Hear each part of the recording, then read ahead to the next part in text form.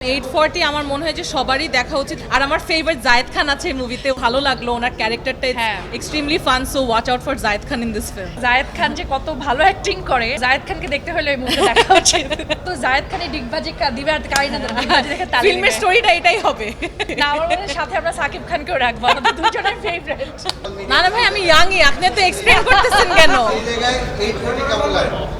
840 আমার মনে হয় যে সবারই দেখা উচিত, কারণ আমরা অনেক ছোট ছিলাম যখন 420 রিলিজ হয়, আর তখন আমাদের প্যারেন্টসরা যেভাবে এনজয় করতো তখনও 420 আসলে বুঝার মতন আমাদের আই থিঙ্ক ওই আন্ডারস্ট্যান্ডিংটা হয়ে উঠে নাই। সো আজকে যখন দেখলাম I think specially 840 is a film that is very much applicable in Bangladesh 2.0।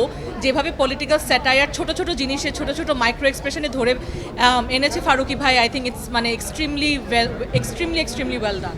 আপনার কাছে 840 কেমন ছিল? আচ্ছা, আমার কাছে 840টা বলবো যে কারিনা যেটা বলছিল যে আপনি যখন 840টা দেখবেন, there are very small incidents, like এত ছোটো ছোটো ইনসিডেন্টগুলো আমরা দুইজন মিলে কথা বলছিলাম, এটা ওই ইনসিডেন্টটা, এটা সেই ইনসিডেন্টটা, এই ক্যারেক্টারকে দেখানো হচ্ছে।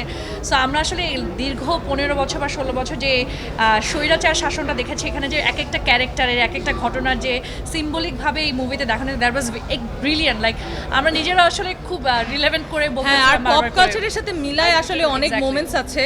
তো আমার মনে হয় যে যারা এখন আমরা সোশ্যাল মিডিয়াতে অনেক বেশি থাকি, আর সোশ্যাল মিডিয়ার এই মোমেন্টসগুলো সিনেমাতে খুব মজা করে তুলে ধরা হয়েছে।